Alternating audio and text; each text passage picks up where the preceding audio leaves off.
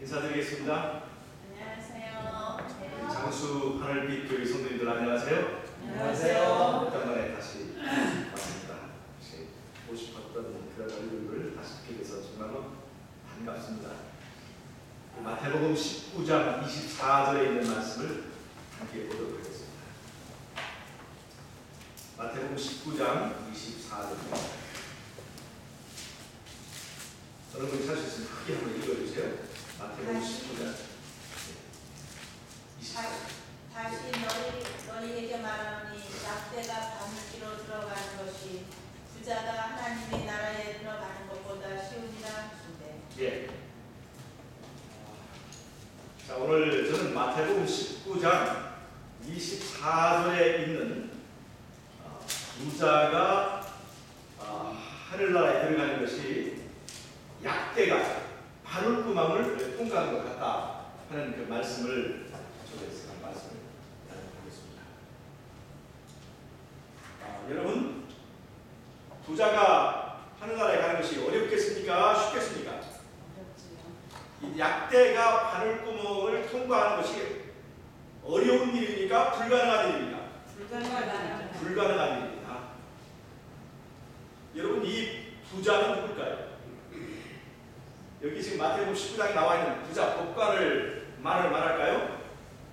문제는 그렇지가 않다는 것입니다. 그 사람만 그런 게 아니라 쓸데없는 것으로 가득 차 있어서 가난한 심령을 가지고 하나님 앞에 낮춰지고 겸비해져야 하는 가난한 심령을 가지고 있는 대신 우리 안에 세상에 대한 욕심, 자존심, 교만심, 이 세상에 대한 여러 가지 집착을 가지고 있고 이 세상에 대한 별로 중요하지 않은 꿈을 가지고 있는 우리는 돈이 없어도 하나님 앞에 부자란 사람이 없습니다.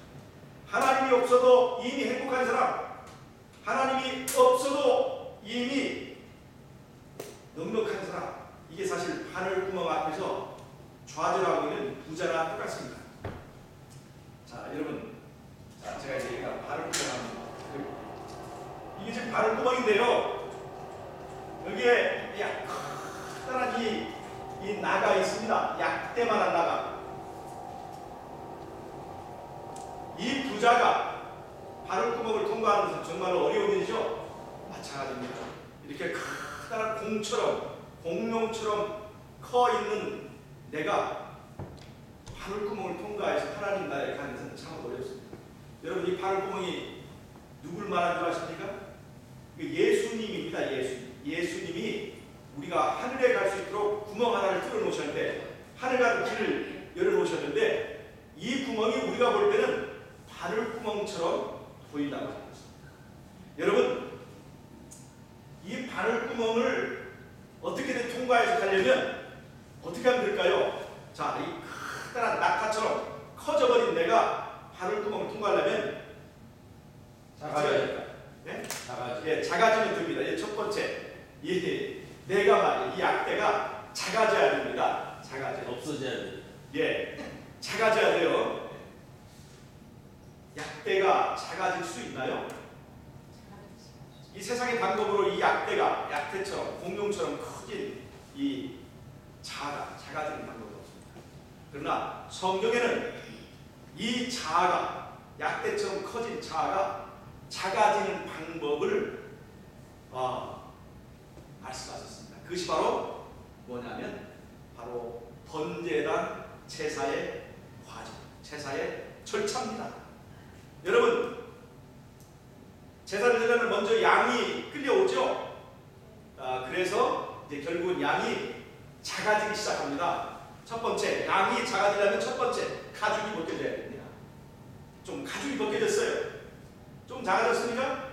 네. 여러분, 이게 우리 신앙하는 과정에서 거치는 그런 여러 가지 그 경험들이라고 보시면 됩니다. 첫 번째, 우리가 하나님의 번제단에 오르기 위해서 가죽이 벗겨지는 경험을 우리가 좀 해야 될 필요가 있어요.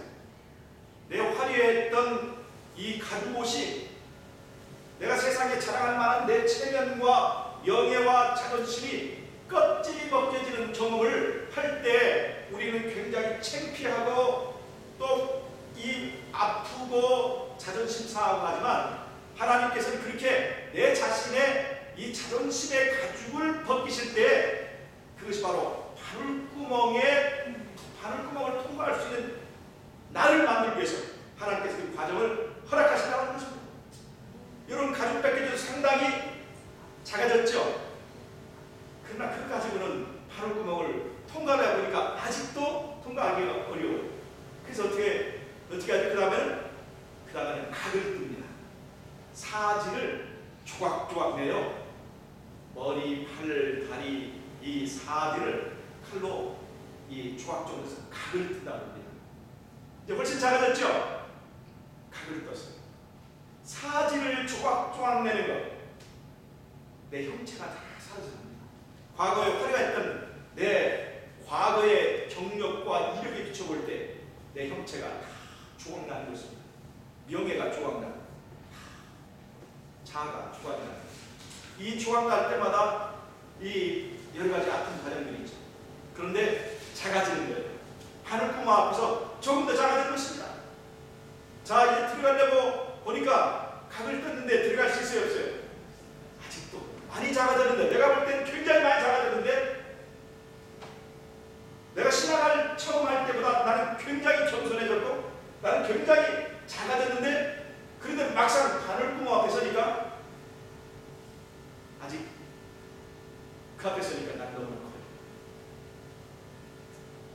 그래서 마지막으로 이 재물을 바늘구멍을 통과할 수 있는 그런 크기로 만들기 위해서 어떤 일을 하냐면 그 번제단 안에다 불을 집니다. 번제에 불을 집니다. 번제에 불을 집니다. 번제에 불을 지면 그 재물이 다 타가지고 나중에 뭐가 될까요? 재물의 형체가 다 사라집니다. 재물은 없어지고 거기에 누구만 남아 계시냐면 하나님만 계세요. 재물이 사라진 곳에 하나님께서 하나님의 형상만 나타나고 하나님께서만 영광 받으셔요. 그럴 때 이 재물은 뭐가 됐을까요? 가루가 됐어요. 가루가 됐습니다. 아주 작은 가루가 됐습니다. 불면 날아가는 먼지가 되어버렸습니다.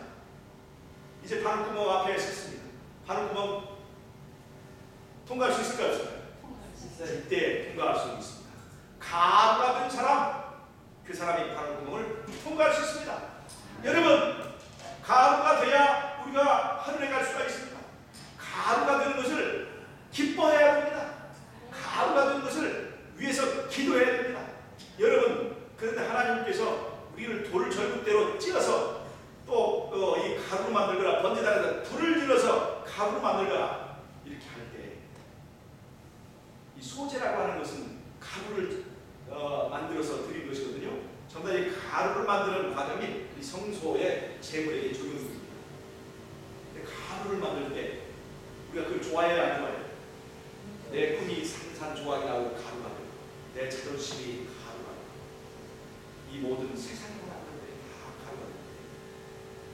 찌그러지 먼지가 지어요. 그것 때문에 아쉬워하고 그것 때문에 울고 그것 때문에 슬퍼하고 그럴 때가 있어요. 그러나 그렇게 가루가 되는 과정을 통해서 우리는 바늘구멍을 통과하기에 적합한 사람이 된다는 것입니다. 여러분, 내가 공중일 때 예수님을 보니까 바늘구멍이 예수님 보니까 예수님을 통해서 하늘 가는 그 구멍이 바늘구멍처럼 보였는데 가루가 된 다음에 바늘구멍을 보니까 그 바늘구멍이 오리온자의 커다란 그 구멍을 통해서 우리 성도들이 통과하는 커다란 이 동굴처럼 그렇게 보이더라는 것입니다. 여러분, 이 사람은 바늘구멍을 통과해서 하늘 갈 수 있을까요? 없을까요? 이렇게 되면 좋겠죠? 이렇게 되면 좋겠죠? 우리 이렇게 돼야 됩니다. 하나님은 우리에게 아픔을 주기 위해서 불을 지는 것이 아닙니다. 우리를 바늘구멍을 넉넉하게 통과할 수 있도록 하기 위해 우리 삶에 불을 주십니다. 여러분, 사람이 몸에다 불을 지르면 감당할 수 있을까요? 없을까요? 제사는 반드시 불이 필요한데 불 붙어야 되는데 불 붙으면 그 어떻게 불을 견딜 수 있을까요? 이 하나님께서 우리에게 붙으시는 이 번제단에서의 불을 우리는 어떻게 견디겠습니까? 이것은 시험이요 아픔이요 시련이요 환난인데 이런 시련의 불, 환난의 불을 우리는 어떻게 견딜 것인가 하는 것입니다. 어떻게 견뎌야 될까요? 이 불은요 견디는 것이 아닙니다. 견뎌서 이 제사를 성공할 사람은 하나도 없습니다. 어떻게 제물은 이 불을 견딜까요? 어떻게 이 제물은 불을 견딜 수 있을까요? 제물은요 번제단에 오래 있어요. 죽어 있어야 아멘. 죽지 않은 채로 시험을 견디고 환난을 견디고 불을 견디려고 하면요 뜨거워서 뛰쳐나옵니다. 가루가 됩니다. 제물은 죽어 있어야 가루가 된 일에 성공할 수 있습니다. 아멘. 이렇게 해서 우리는 하늘에 갈 수 있는 것입니다. 이 번제단을 통해서 하나님께서 우리에게 하늘 가는 방법을 가르쳐주고 계신 거예요. 감사하지 않아요? 네. 이 번제단이 표상적으로 가르친 것이 뭐냐면 바로 십자가입니다. 십자가는 그런 것입니다. 십자가는 율법을 가루로 내는 것이 아니라 이 낙타처럼 약대처럼 커져버린 이 나를 가루로 만드는 그런 과정이라는 것을 아셔야 합니다. 네. 이 십자가를 통해서 이제 우리가 반구문 같은 그런 하늘문을 내가 작아지면서 그 바늘구멍이 커지는 경험을 통해서 우리가 넉넉하게 구원을 얻게 되는 것입니다. 네. 여러분 이제 내가 작아지는 방법이 있고 또 하나는요 바늘구멍을 조금 더 키우는 방법이 있습니다. 어떻게 하냐면요 우리가 예수님의 사랑의 십자가를 계속해서 집중해서 바라보면 바늘구멍이 언젠가는 커져요. 제가 보낸 문자를 잘 읽으신 분들 이제 이해할 거예요. 여러분 우리 동이족, 이 한민족은 활을 굉장히 잘 쏘는 그런 민족인데요. 이 동이족의 그 활쏘 이 명사수를 만들기 위해서 훈련시키는 그 방법에 벽에다가 깨 하나를 벽에다 딱 붙여놓고 그 다음에 벽을 바라보면서 집중한답니다. 그 깨를 계속해서 집중해서 바라보다 보면 정말 어느 순간 그것을 잊어버리고 거기에 정신이 집중이 되면 어느 순간 깨가 수박덩어리처럼 크게 보입니다. 벽에 있는 깨가 수박덩어리처럼 정신을 집중하면 수박덩어리처럼 크게 보인다고 합니다.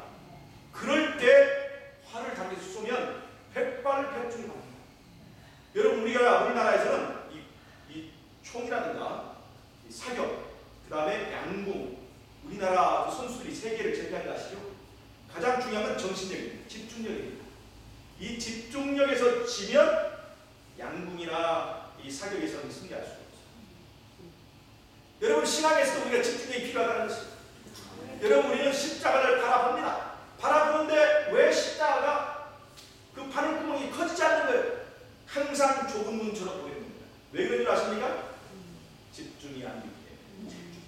집중해서 바라봐야 될 만큼 바라보지 않았기 때문에 깨가 수박으로 커지는 그 경험을 우리 하지 못한다는 것입니다.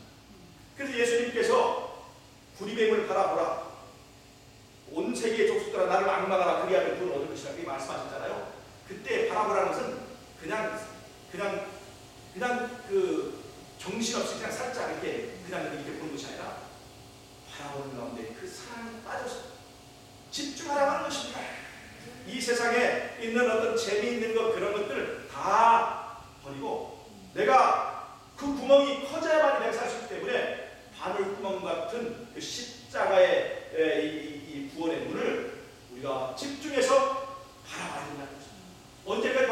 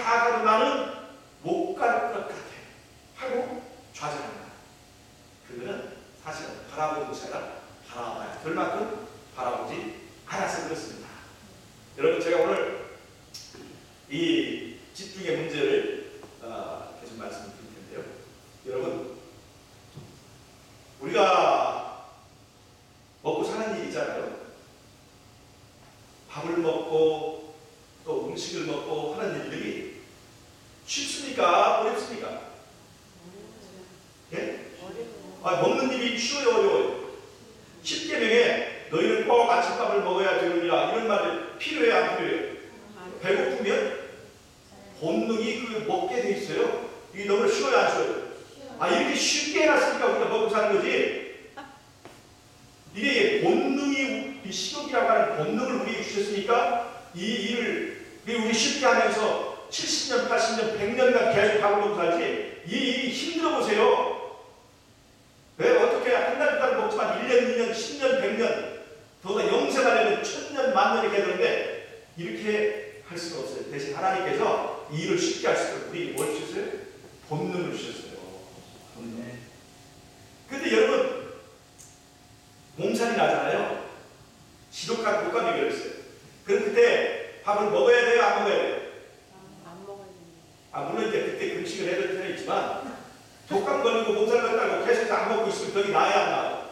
힘이 다 빠지면 안 되죠? 그러니까 그때도 영양분을 섭취해야 되니까 먹기 싫어도 먹어야 돼요? 안 먹어야 돼요? 먹어야 되죠? 그러니까 이 먹기 싫어도 먹어야 되는 것은 이거는 본능으로 먹는 거예요? 지식으로 먹는 거예요? 지식으로. 이 지식으로 먹어요. 먹어야 산다고 이제 의사가 말하니까 이게 지식으로 먹는 거예요. 쉬워요, 어려워요? 먹는 게. 몸살 걸려서 입맛이 밥알이 모래 씹는 것처럼 보이는데 밥 한 그릇 뚝딱 이렇게 하는 게 쉬워요, 어려워요? 어려워요. 여러분, 신앙은요, 지식으로 신앙하면 어렵습니다. 본능으로 신앙하면 쉽습니다. 여러분, 그런데 만약에 우리의 마음에, 우리의 삶에 내가 죄를 지으려고 하면 마치 뱀을 볼 때 징그러운 것처럼 죄가 징그럽게 느껴지는 그런 본성이 있다면 죄 지을까 안 지을까? 죄 안 지을까? 내가 하나님의 말씀대로 순종하려고 하면 그것이 너무나 기쁘고 즐거우면 순종하는 것이 쉬울까요, 안 쉬울까요? 율법을 지키는 것이, 율법을 너무나 사랑하게 되면 율법을 지키는 것이 쉬울까요, 어려울까요? 쉬운 거예요. 만약 그런 본능이 우리에게 있다면, 그런 본능이 우리에게 있다면 너무 쉬운 거예요. 그런데 문제는 그 본능이 우리에게 없다는 것입니다. 본능이 없기 때문에 우리는 지식으로 신앙하는 거예요. 지식으로 안식을 지키고 지식으로 음식을 가리고, 사실 다른 것 막 고기나 이런 것들이 막 땡기는데 그거 하면 안 된다니까 그냥 마지막에 못해 풀 먹는 그냥 것처럼 이렇게 먹고요. 우리에게 새로운 본능이 필요한 것입니다. 창세기 3장 15절 한번 읽어보십시오. 창세기 3장 15절.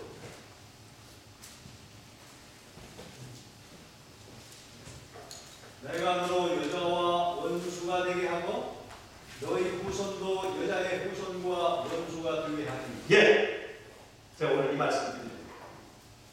이때 여기서 너는 바로 뱀입니다. 뱀은 죄를 상징적으로, 여기 물론 사단을 지금 말하고 있지만 죄를 지금 상징적으로 대표하고 있습니다. 문제는 말이에요, 내가 신앙할 때 가장 어려운 게 뭐냐면 죄가 너무나 땡긴다는 것입니다. 이게 죄가 너무나 땡긴다는 거예요. 죄가 땡기는데 죄를 안 지으려고 하기 때문에 굉장히 어렵다는 거예요. 그런데 지금 여기서 이 죄를 상징하는 뱀과 사람이 원수되게 해주겠다 하는 것이, 이 여자에게 하신 말씀은, 여자는 바로 인간 전체를 대표하고 있습니다.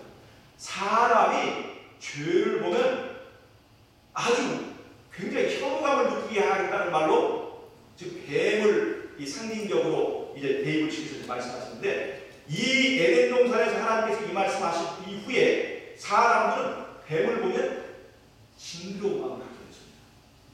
여러분, 개나 고양이가 뱀을 보면 징그럽다고 하는가요? 징그러워하는가요? 아니에요. 뱀을 보면 징그럽게 여기는 것은 바로 인간밖에 없습니다. 하와가 대표하고 있는 바로 인간입니다. 하나님을 남편이라고 할 때 이 하와는 하나님의 신부인 인간 전체, 또 보혈을 대표합니다. 그런데 이 여자에게 희망을 주시는데 바로 뱀과 원수가 되겠다. 다른 말로 하면 죄와 원수가 되게 하는, 죄를 미워하는 본능을 주시겠다고 하고 있습니다. 이게 하나님께서 에덴 동산에서 우리의 구원을 아주 쉽게 해주겠다는 최고의 약속입니다. 여러분, 어느 정도냐? 내가 뱀을 보면 사랑스러워요? 안 사랑스러워요?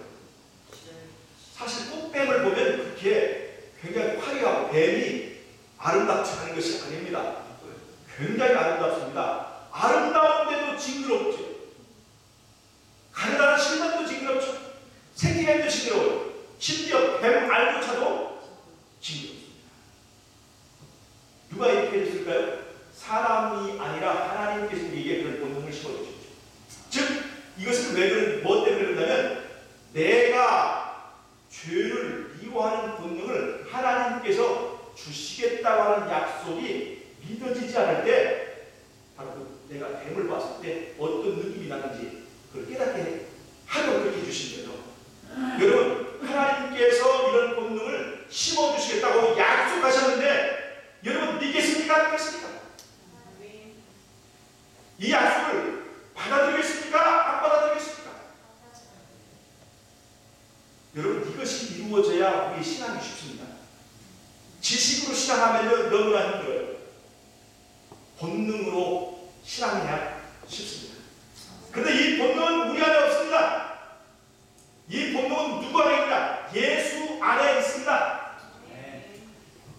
죄를 보면 뱀처럼 싫어지는 본능, 하나님의 말씀을 순종하는 것이 너무나 즐거운 본능, 원수를 사랑하는 것이 너무나 자연스러운 본능, 자기를 자랑하려면 굉장히 부끄러워지는 본능, 자기를 깨뜨려서 다른 사람을 섬기는 것이 행복한 본능, 이 본능은 우리 안에 없습니다. 예수님에게만 있습니다. 그 예수님이 바로 창세기 3장 15절에서 약속하신 여자의 후손입니다. 요한복음 3장 16절 하나님이 세상을 이처럼 사랑하사 우리에게 주신 그 독생자, 그게 바로 여자의 후손인데 바로 여자의 후손 안에 뭐가 있느냐? 이 본능이 있어요. 이 본능. 여러분, 이제 예수님을 우리가 영접합니다. 자, 보세요.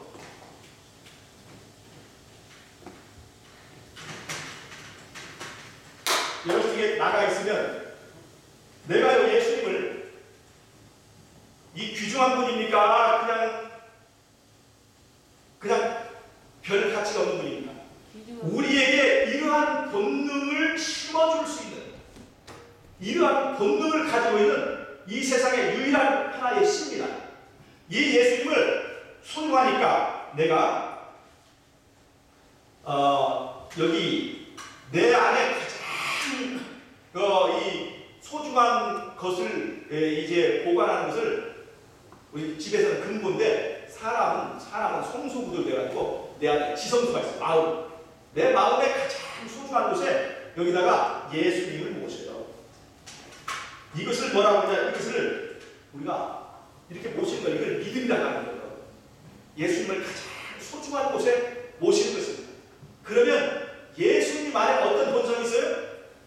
죄를 미워하는 본성, 하나님의 말씀에 순종하는 것을 즐겨하는 본성, 여호와의 율법을 묵상하면 그것이 꿀같이 단 그 본성이 예수님 안에 있어요. 그런데 사실 제가 이렇게 크게 그랬지만 우리가 신앙을 하게 될 때 이렇게 크게 예수님이 크지 않아요. 이렇게 내가 있으면 그 예수님이 아직 저만 앉은 것처럼, 사실 내 삶에서 예수님은 점에 불과합니다. 아주 작아요. 예수님. 한번 여러분 가슴 속에 한번 예수님을 느껴보세요. 예수님이 얼마나 큰가? 점 하나밖에 안 돼요. 점 하나밖에 안 돼요. 그냥 지나가 버리면 안 보이는 그런 점으로 내가 받아들이는 거예요. 이제 점 하나 찍힌 거예요. 이 신앙을 시작하는. 여러분, 이 점 속에 뭐가 있어요? 내가 죄로부터 자유롭게 될 수 있는 본능이 있다는 것입니다. 이 본능. 자, 아까 제가 집중의 얘기를 했죠. 이제 이 점을 바라봐야 됩니다. 예수님에 집중해야 돼요. 집중하고 또 집중하면 어느 날 이 점이 점점 커져서 내 온 삶을 채울 만큼 확 커져버린단 말이에요. 그러면 예수의 본능이 내 삶을 다 지배하는. 집중하면 집중할수록 이 점은 점점 커져서, 집중하면 요만 했다가 집중하면 더 커졌다가 더 커졌다가 점점 결국에는 그 사람의 삶에 전부 다를 이 본능이 차지하게 됩니다. 그럴 때는 우리가 신앙하는 것이 너무나 쉬워집니다. 여러분, 이것을 계란으로 한번 설명해 드리겠습니다. 자, 2개의 계란이 있습니다. 2개의 계란이 있어요. 엄마 닭이 품었을 때 껍데기를 깨뜨리고 자유를 얻는 알은요. 자, 여기에 점 하나 있는 이 계란을 만들게 됩니다. 이 점이 없어요. 여기 점이 없어. 이건 없어. 이걸 뭐라고 해요? 무정란이라고. 씨가 없어. 씨가 없는 계란은 엄마 닭이 아무리 따뜻하게 품어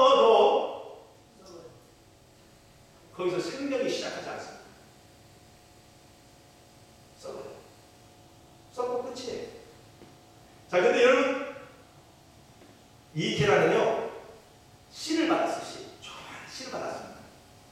이거는 우리가 하나님의 말씀을 받아들인 상태를 말합니다. 하나님의 말씀이 점처럼 하나의 씨가 들어갔습니다. 여러분, 이 씨가 커져야 돼요. 이 씨가요, 생명을 시작해서 점점 세포 분열을 해서 씨가 커져야 됩니다. 이 안에서 자라나야 돼요. 여러분, 그러려면 어떻게 되는 줄 아세요? 이 씨가 잘 자라해서 그 안에서 자랄 수 있도록 엄마 닭이 따뜻한 온기를 거기다 맞춘다고요. 엄마 닭이 알을 품을 때는 오로지 이 알이, 이 알 속에 있는 씨가 잘 자랄 수 있도록 그것만으로 해서 가장 적절한 온도를 맞춥니다. 너무나 뜨거워도 썩어버리고 너무나 차가워도 썩어버리고 가장 적절한 엄마 닭의 품속의 온기를 이 계란들이 느껴요. 여러분, 우리가 말씀을 받았는데도 나는 내 껍데기가 끓여지지 않죠? 왜 그런 줄 아세요?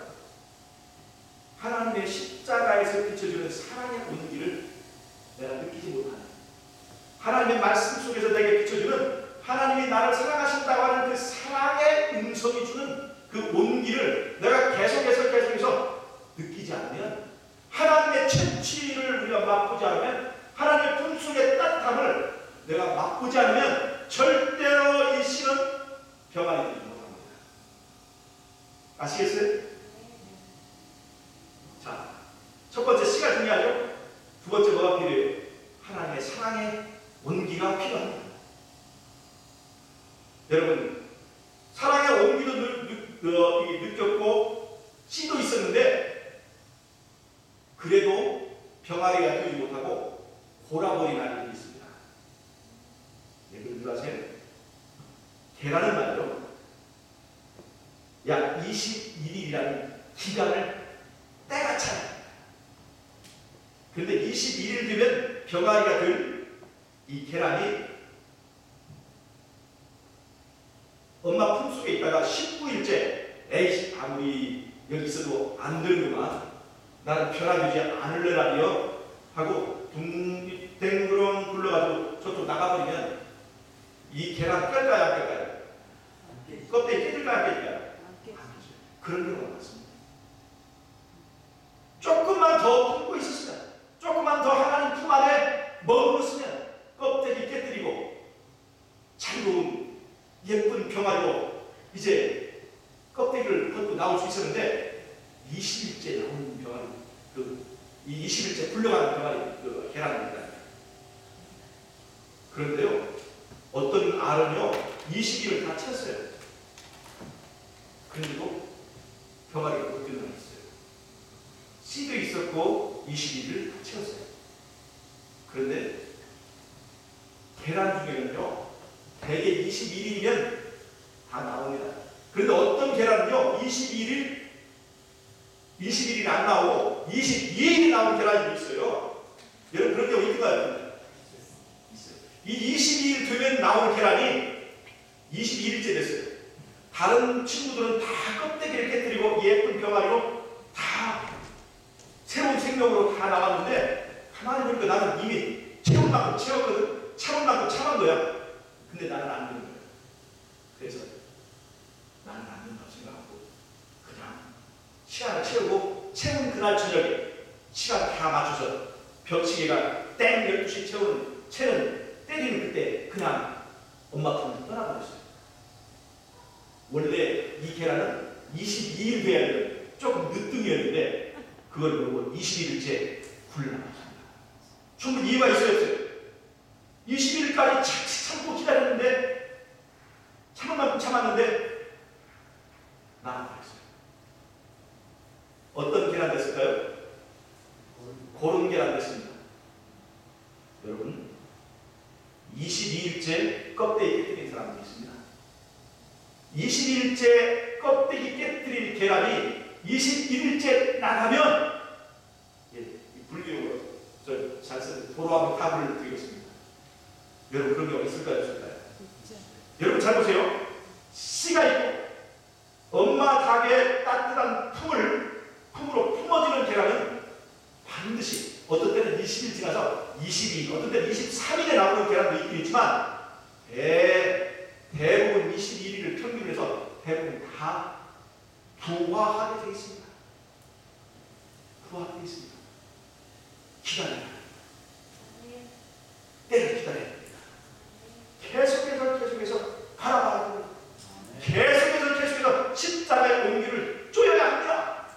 그러면 여러분 반드시 내 안에 약속의 말씀이 있고 하나님의 따뜻한 사랑의 품을 느끼고 기다리고 참고 있다는 그 사람은 반드시 언젠가 자아의 껍데기를 깨뜨리고 새로운 생명으로 부활할 수 있습니다. 죽지 않고 부활하는 것을 거듭난다.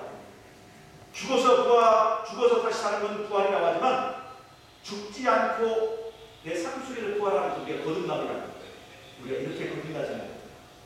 여러분, 계란도 부활할 줄 아는데 그 닭이 낳는 계란도 부활할 줄 아는데 우리는 우리의 삶에서 부활을 체험해봐야 되지 않겠습니까? 이 부활을 체험하는 저와 여러분이 됐으면 좋겠습니다. 끝까지 참아야 돼요. 뭐가 필요해요? 하나님의 말씀, 시간. 그 시가 잘 자랄 수 있도록 집중해야 됩니다. 오로지 모든 그 에너지가 씨가 잘 부화하고 잘 안에서 자랄 수 있도록 집중해야 됩니다. 언제까지 집중해야 돼요? 22일까지. 무슨 말인지 알죠? 계란 껍데기가 깨질 때까지 집중해야 된다는 것이에요. 언제 예수님을 언제까지 바라봐야 돼요? 내 삶을 가득 채울 때까지 집중해서 바라봐야 됩니다. 그러면 여러분, 우리는 본능으로 신앙할 수 있습니다. 자유로운 병아리처럼 이제는 자유를 누리면서 계란이 아니라 닭으로 살 수가 있습니다. 여러분, 승리할 수 있겠습니까? 하나님께서 이 일을 하게 해주실 것입니다. 여러분 혹시 나는 왜 이렇게 합니까? 다른 사람은 다 되는데 나는 왜 이렇게 합니까? 하고 좌절하고 때로는 낙담하시는 분이 계시다면 여러분 하나님의 말씀의 능력을 믿으시기 바랍니다. 우리가 바라봐야 될 만큼 바라보지 않아서 기다려야 할 만큼 기다리지 않아서 이루어지지 않는 것을 하나님 탓을 하지 말고 여러분 희망을 얻으시기 바랍니다.